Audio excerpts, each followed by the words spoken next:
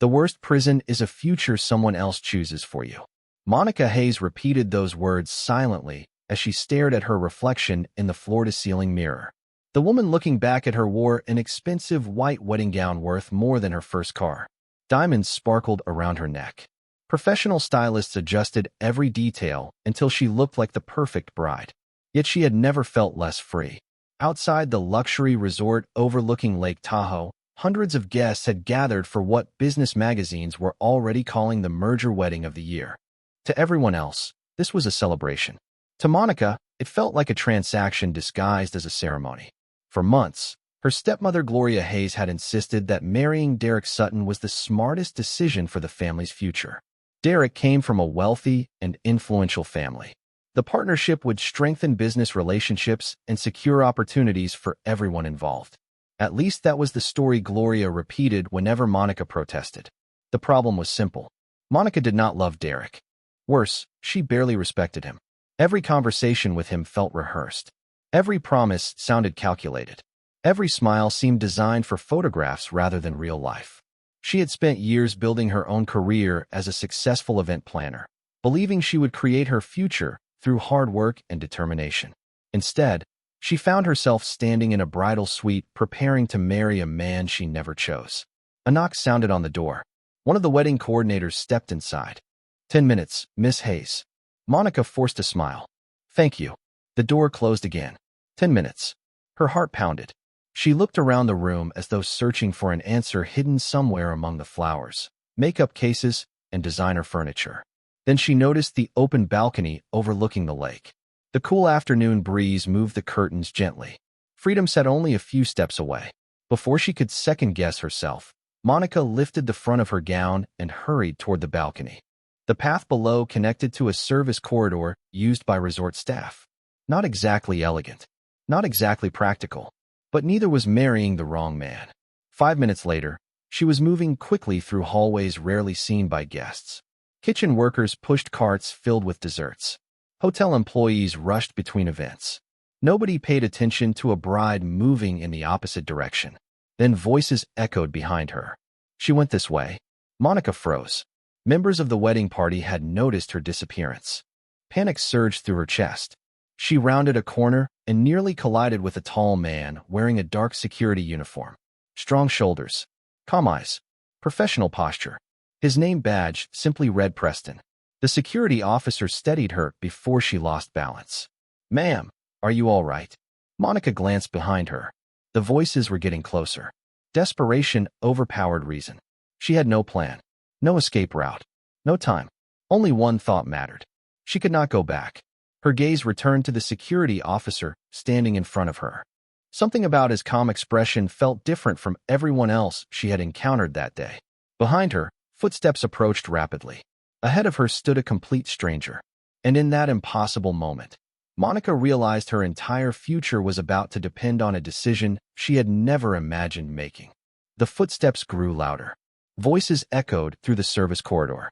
Monica could already imagine Gloria's expression if she were caught now. The lectures, the pressure, the endless reminders about responsibility and family obligations. No, she could not go back.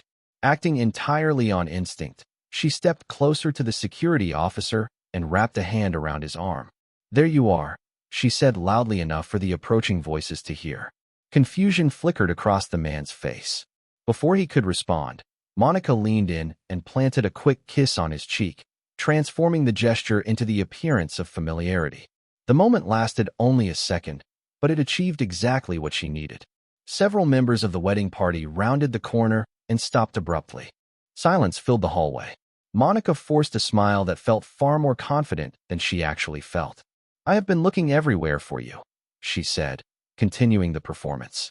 The security officer remained remarkably calm. His expression barely changed.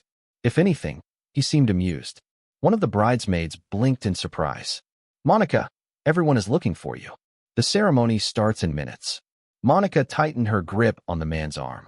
I know. There has been a change of plans. The statement created even more confusion. The bridesmaid glanced between them. Who is this? Monica opened her mouth, only to realize she had absolutely no answer. She did not even know the man's last name. Fortunately, He spoke before the awkward silence could grow. "Preston," he said simply. His voice was steady and controlled. "I work security for the resort." The explanation somehow made the situation worse. The bridesmaid's eyes widened. Monica could practically see the rumors forming already. Yet Preston remained completely unbothered. The approaching group exchanged uncertain looks. Eventually, someone muttered that Gloria needed to be informed immediately. Within seconds, they hurried away down the hallway. Monica exhaled for what felt like the first time in several minutes. Then reality returned. She slowly released Preston's arm. "I am so sorry." To her surprise, he laughed softly. Not mockingly. Genuinely. That was certainly one way to handle a problem. Monica covered her face with both hands. "You have every right to report me." "For what?" "Pretending I know you. Technically, we have met now." Despite everything, she found herself smiling. It was the first real smile she had experienced all day. Then her phone began vibrating relentlessly. Messages flooded the screen. Gloria, Derek, wedding coordinators, family friends. The entire carefully planned future was closing in around her again. Preston noticed her expression change. "You are not trying to get married today, are you?" Monica looked at him. Not voluntarily. He studied her for several seconds. Most people would have offered advice. Some would have judged her. Others would have told her to go back and fulfill her obligations. Preston did none of those things. Instead, he glanced toward the nearest security exit. The south parking area is less crowded this time of day. Monica stared at him. "What? If someone wanted to leave without attracting attention," he said calmly, "that would probably be the easiest route." For the first time all afternoon, freedom felt possible. She looked at the stranger in the security uniform. "Why are you helping me?" A faint smile appeared on his face. "Because nobody should have to spend their wedding day running from their own future." And with those words, the man named Preston unknowingly became the most important person Monica had ever met. Monica followed Preston through a series of employee corridors that wound beneath the luxury resort like hidden passageways. Every few seconds, she expected someone to appear around a corner and escort her back toward the ceremony she had worked so hard to escape.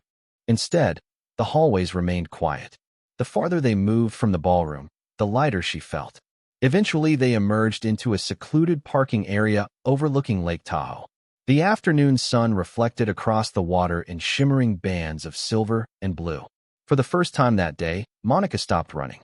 She took a deep breath and closed her eyes. Freedom smelled surprisingly ordinary. Fresh air, pine trees, lake water, nothing dramatic. Yet it felt more valuable than anything waiting for her inside the resort. "You can relax," Preston said calmly. "Nobody followed us." Monica opened her eyes and laughed softly. "I do not think I remember how." Preston leaned casually against a nearby vehicle. "That bad?" "Worse." She glanced toward the distant hotel. "Everyone keeps telling me what I should want, what I should do, what my future should look like." Preston listened without interruption. That alone felt unusual. Most people rushed to offer opinions before understanding the situation. "And what do you want?" he asked. The question surprised her. Not because it was complicated, because nobody had asked it in a very long time. Monica stared out across the lake. "I want my life to belong to me." For several moments, neither spoke. The breeze moved gently through the trees. Somewhere in the distance, a boat crossed the water. The entire world seemed calmer than it had been all day. Then Monica's phone rang again. Gloria. She ignored it.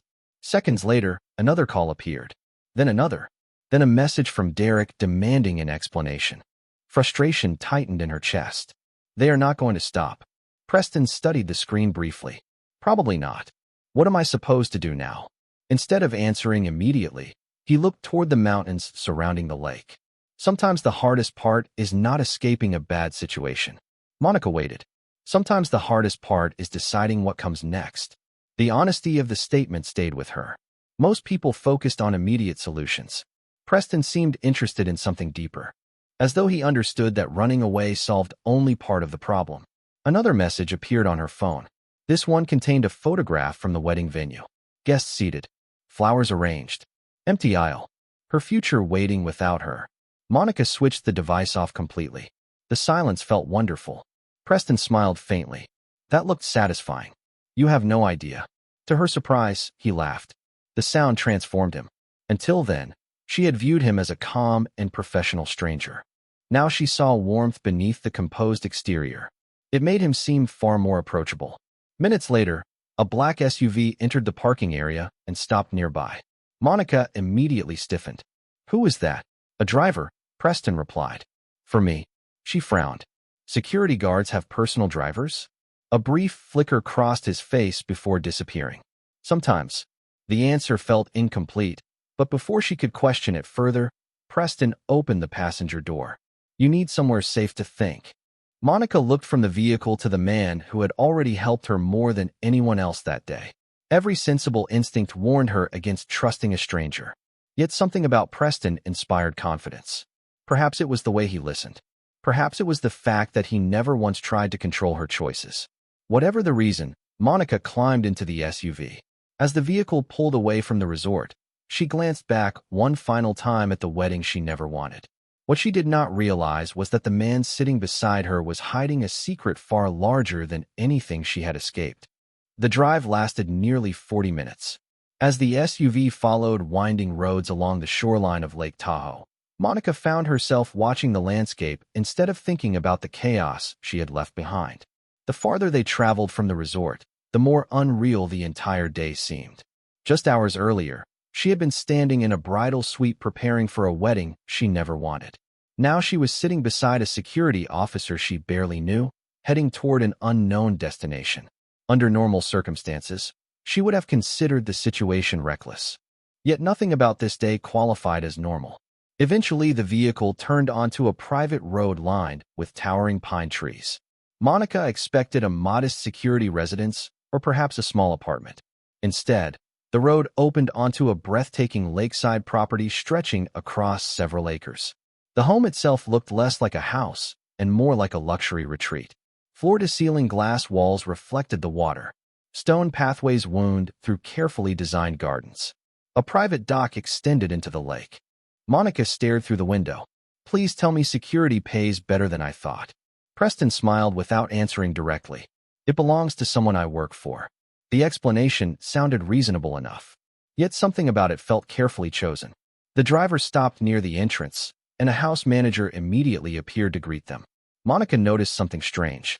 Every employee seemed to recognize Preston, not merely as a coworker, as someone important. The observation lingered in her mind as they entered the house. Inside, the residence felt elegant without being cold. Natural wood, stone fireplaces, and large windows created a surprisingly comfortable atmosphere. It was beautiful, but not intimidating. For the first time all day, Monica felt safe. A guest suite overlooking the lake had already been prepared. Fresh clothes waited in the closet. A meal had been arranged downstairs. None of it made sense. "Your employer is very generous," she said. Preston looked amused. "He can be." Later that evening, Monica changed into comfortable clothing and joined him on an outdoor terrace overlooking the water. The sunset painted the sky in shades of gold and orange while gentle waves rolled against the shoreline below. They shared dinner at a small table near the edge of the property. For the first time since meeting, neither was running from anything. Conversation flowed naturally. Monica spoke about her career planning events and helping clients celebrate important milestones. Preston listened attentively. He asked thoughtful questions. Unlike many people she encountered, he seemed genuinely interested in her answers rather than waiting for his turn to speak. In return, she learned surprisingly little about him. He discussed leadership, responsibility, and business strategy with unusual confidence for a security professional. Several times he offered insights that sounded more like those of a chief executive than a guard. Monica noticed the contradiction immediately. "You talk like someone who runs companies." Preston laughed softly. "Maybe I just pay attention." She narrowed her eyes playfully. That was not a real answer. It was the safest answer. The response only increased her curiosity. Yet despite the mystery surrounding him, Monica found herself relaxing in a way she had not experienced for months. There was no pressure. No expectations. No discussion about who she should become. Only conversation, lake air, and the quiet comfort of being understood. As darkness settled over the water, Monica realized something surprising.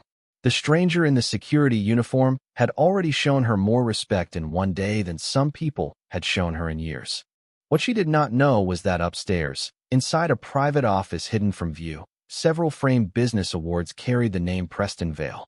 and by morning, maintaining his carefully constructed disguise would become far more difficult than either of them expected. Monica woke early the next morning to sunlight dancing across the surface of Lake Tahoe. For a few peaceful seconds, she forgot everything. The canceled wedding, the endless phone calls, the uncertainty waiting beyond the property gates. Then reality returned, but surprisingly, it no longer felt overwhelming. She stepped onto the balcony outside her guest's suite and breathed in the cool mountain air. Below, the lake stretched endlessly toward the horizon, calm and steady beneath the morning sky. For the first time in months, she felt as though she could hear her own thoughts. Later that morning, she found Preston walking along a stone pathway near the water. He held a cup of coffee in one hand while reviewing documents on a tablet. The scene immediately caught her attention. Security guards were not usually reviewing financial reports before breakfast. When he noticed her approaching, he quickly closed the screen. "Good morning," he said. "Sleep well." "Better than I have in a long time." They began walking together beside the shoreline. The conversation felt effortless. Monica told stories about unusual events she had planned over the years, including a proposal interrupted by a runaway dog and a charity gala that lost power minutes before guests arrived. Preston laughed more than she expected. Beneath his composed exterior was a surprisingly warm sense of humor. In return, he shared stories about leadership, responsibility, and difficult decisions. Once again, she noticed how naturally he spoke about managing people and solving complex business problems. It was not the language of a security officer. Yet every time she attempted to learn more, he redirected the conversation with gentle skill. As the days passed, a comfortable routine emerged. They shared meals on the terrace, explored hiking trails overlooking the lake, spent evenings watching sunsets paint the water in shades of gold and crimson. Neither acknowledged how quickly they had become important to one another. There was no dramatic declaration, no sudden transformation. Trust grew quietly through small moments. Monica began noticing details she had overlooked before. The way Preston remembered every conversation, the way he listened without judgment, the way he encouraged her to think about what she truly wanted rather than what others expected. One afternoon, they stopped at a scenic overlook high above the lake. Wind moved gently through the pine trees while sailboats drifted across the water below. Monica leaned against the railing. "Do you know something strange?" Preston glanced toward her. "What?" She smiled. "A week ago, I thought my life was ending. And now?" Monica looked toward the horizon. "Now I think it might finally be beginning." For a moment, neither spoke. The silence felt meaningful rather than awkward. Preston studied her expression, and something softened in his eyes. He had spent years surrounded by people who wanted access to his influence, his wealth, or his connections. Monica wanted none of those things because she believed he possessed none of them. She liked the man she thought he was. The realization brought unexpected happiness and unexpected guilt. That evening, as they returned to the house, Monica noticed a framed magazine partially visible through an office doorway. On the cover was a photograph of a familiar face. Before she could look closer, a staff member stepped between her and the room, politely closing the door. The moment lasted only seconds, yet curiosity lingered. Meanwhile, Preston stood nearby watching her reaction. For the first time since they met, he wondered how much longer he could keep the truth hidden. Because with every passing day, Monica was becoming far more than a woman he had helped escape. And the longer he waited to reveal who he really was, the greater the risk of losing her when she finally discovered the truth. The truth revealed itself on an ordinary Tuesday morning. There was no dramatic announcement, no carefully planned confession, and no opportunity for Preston to explain things on his own terms. Instead, fate intervened the way it often does, quietly and without warning.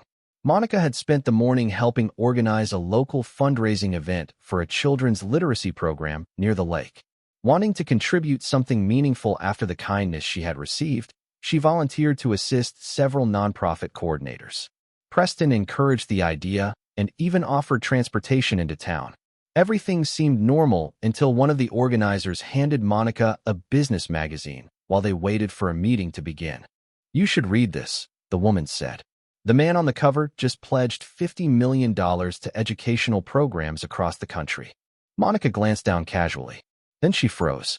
The magazine slipped slightly in her hands. Staring back at her from the cover was Preston. not wearing a security uniform, not standing beside a resort entrance.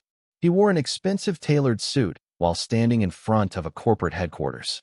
Above the photograph appeared a headline she read 3 times before believing it. Preston Vale, founder and chief executive officer of Vale Holdings, one of the youngest self-made billionaires in America. Monica felt the room tilt slightly. She continued reading. Global investments, technology ventures, philanthropic foundations, international recognition. The man she believed worked security was apparently responsible for a business empire worth billions of dollars. Her pulse accelerated.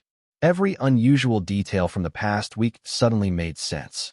The private estate, the staff members who treated him with extraordinary respect, the driver, the business expertise, the closed office door, the carefully avoided answers. None of it had been coincidence. By the time she returned to the lakeside property that afternoon, confusion and disappointment had replaced the calm she had felt for days. Preston met her near the entrance. One look at her expression told him everything. The magazine remained folded beneath her arm. For several seconds, neither spoke. Finally, Monica held up the cover. Would you like to explain this? Preston closed his eyes briefly. Not in frustration, in resignation. The moment he had hoped to delay had arrived. I was going to tell you. Monica laughed softly, though there was no humor in the sound. When? Soon. She shook her head. You let me believe you were someone else. I never lied about who I am. The statement only deepened her frustration. You let me believe you were a security guard. Because that is how we met. Monica stared at him. That is not an answer.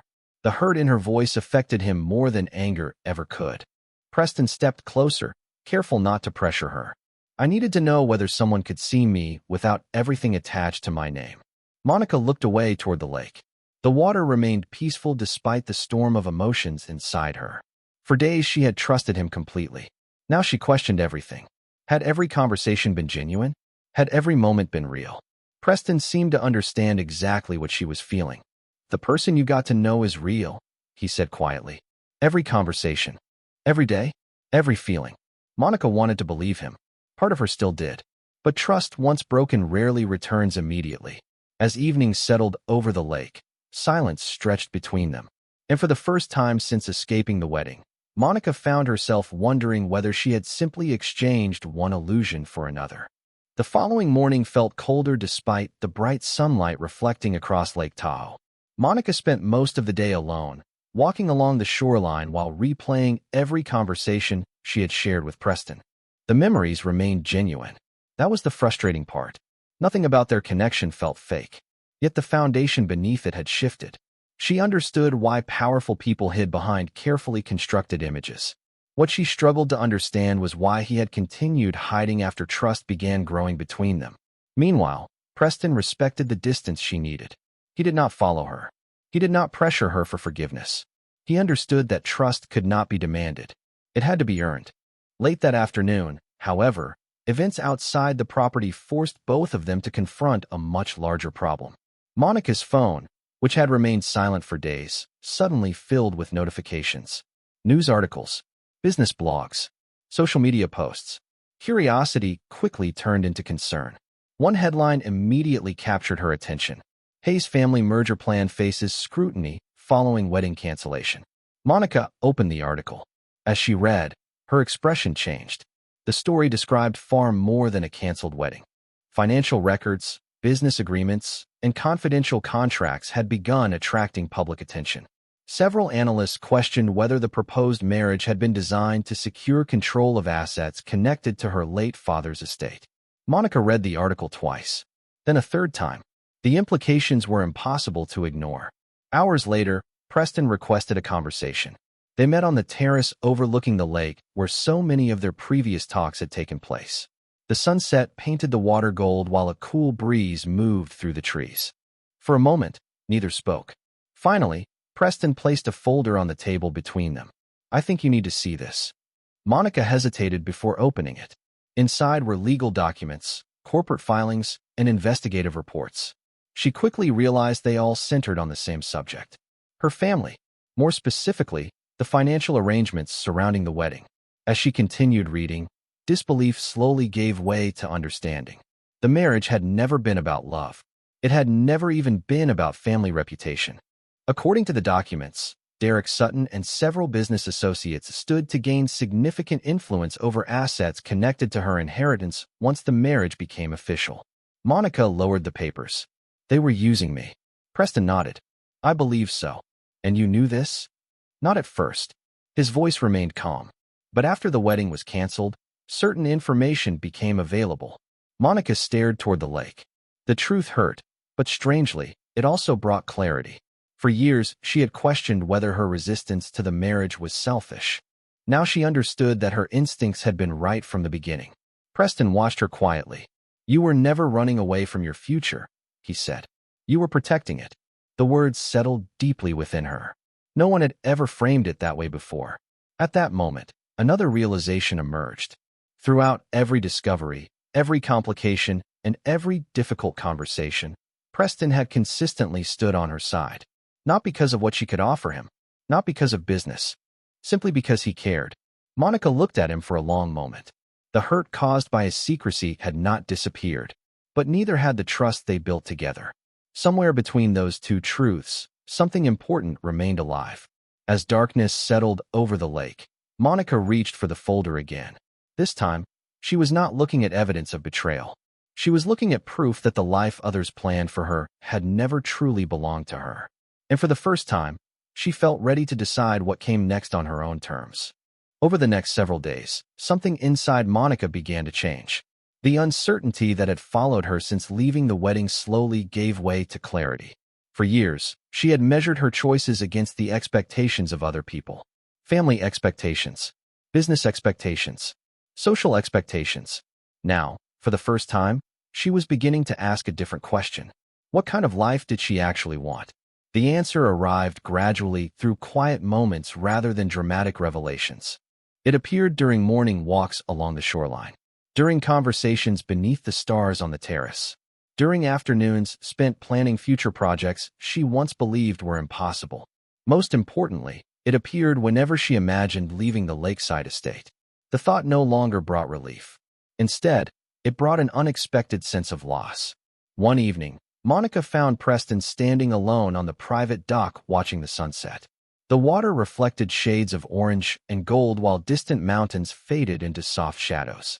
She joined him without speaking. For several minutes, they simply stood side by side listening to gentle waves against the wooden pilings. Eventually, Monica broke the silence. When I first met you, I thought you were rescuing me from one bad decision. Preston smiled faintly. And now I think you were helping me learn how to make my own decisions. He turned toward her. The sincerity in her voice immediately captured his attention. Monica looked out across the lake. For most of my life, somebody else has been writing the script. She laughed softly. Parents, advisors, business partners. Everyone had opinions about what would make me successful. And what do you think? Preston asked. Monica considered the question carefully. I think success is waking up excited about the life you chose yourself. The words lingered between them. Preston knew that answer represented more than philosophy. It represented freedom. The freedom she had fought for the day she ran from the wedding. The freedom she was finally beginning to embrace. A few days later, Monica returned briefly to the city to address several legal and financial matters connected to her inheritance. Armed with the information Preston had uncovered, she formally rejected the remaining agreements tied to the proposed marriage arrangement. The process was not easy. Gloria expressed disappointment. Derek attempted to defend the original plan. Various advisors offered warnings about consequences and missed opportunities. Yet for the first time, Monica remained completely unmoved by outside pressure. She listened respectfully. Then she made her own decision. When the meetings ended, she felt lighter than she had in years. That evening, she returned to Lake Tahoe. Preston met her near the entrance of the estate. One look at her expression told him everything. You did it, he said. Monica nodded. I chose my future. Pride filled his eyes. Not because he had influenced the outcome, because she had finally trusted herself enough to make it. Later that night, they shared dinner beneath strings of soft lights overlooking the water. Conversation flowed easily. Laughter came naturally. Neither pretended the path ahead would be perfect. Real life never worked that way. Yet something had changed between them. The uncertainty created by secrets and misunderstandings had begun giving way to honesty. As the evening drew to a close, Monica looked across the table at the man who had entered her life by complete accident. Or perhaps not by accident at all. "You know," she said quietly, "running away from that wedding was the best decision I ever made." Preston smiled. "I'm starting to think so too." Neither said anything more. They did not need to, because for the first time since they met, both understood the same truth. The future standing before them would not be determined by contracts, expectations, or family pressure. It would be determined by choice. And this time, the choice belonged entirely to them. 3 months later, the lakeside estate looked very different. Not because the buildings had changed, but because the people inside them had. Life had settled into a rhythm neither Monica nor Preston could have imagined on the day they first met.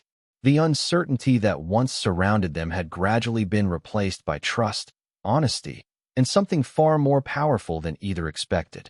Love that had grown slowly, naturally, and freely. On a bright spring morning, Monica stood near the water watching preparations unfold around the property. Fresh flowers lined a stone pathway leading toward the shoreline. White chairs faced the lake. Friends, colleagues, and a small circle of loved ones gathered beneath a clear blue sky. There were no corporate negotiations, no strategic partnerships, no business agreements hidden behind polite smiles. This celebration belonged entirely to two people who had chosen each other without pressure or obligation. Monica smiled as she remembered the wedding she had once escaped. At the time, she believed she was running away from her future. Now she understood she had actually been running toward it. Nearby, Preston greeted arriving guests with a relaxed confidence very different from the man who once hid behind a security uniform. He no longer felt the need to separate himself from his success. Monica knew exactly who he was. More importantly, she knew who he was when nobody was watching. That knowledge mattered far more than headlines, awards, or financial accomplishments. As the ceremony began, the lake shimmered beneath the sunlight. Gentle waves rolled against the shore while a soft breeze moved through the trees. Monica walked along the pathway feeling completely at peace. For the first time in her life, every step forward belonged entirely to her. When she reached Preston, their eyes met, and both laughed quietly. Neither could forget how unexpectedly their story had begun. One desperate decision. One stranger in a security uniform. One moment that changed everything. The officiant spoke about partnership, trust, and choice. Monica listened carefully. One word stood out above all others. Choice. The very thing she had been denied for so long had become the foundation of everything standing before her now. When the vows were exchanged, they were simple and sincere. No grand promises. No impossible declarations. Just two people committing to face life together with honesty and respect. It felt real because it was real. Later that evening, guests celebrated beneath strings of lights overlooking the lake. Laughter filled the air. Music drifted across the water. Monica moved through the crowd greeting friends while Preston spoke with employees, neighbors, and community leaders. Watching him interact with people from every background reminded her why she trusted him. His wealth had never defined him. His character had. As the celebration continued, Monica stepped away briefly to the same dock where they once shared one of their first meaningful conversations. Moments later, Preston joined her. Together they watched the sunset spread across the horizon in brilliant shades of gold and crimson. "Do you ever think about how close we came to never meeting?" Monica asked. Preston smiled. "I think about how close we came to not really seeing each other." She laughed softly. That too. For a moment, neither spoke. The peaceful silence felt familiar now. Comfortable. Earned. Finally, Monica slipped her hand into his. The lake stretched endlessly before them while the future waited beyond the horizon. This time, neither felt afraid of what came next. Because the life they were building had not been arranged by family expectations, financial interests, or outside pressure. It had been chosen freely. And sometimes the greatest love story is not about finding the perfect person. Sometimes it is about finding the courage to choose your own path and discovering that the right person has been walking toward you all along.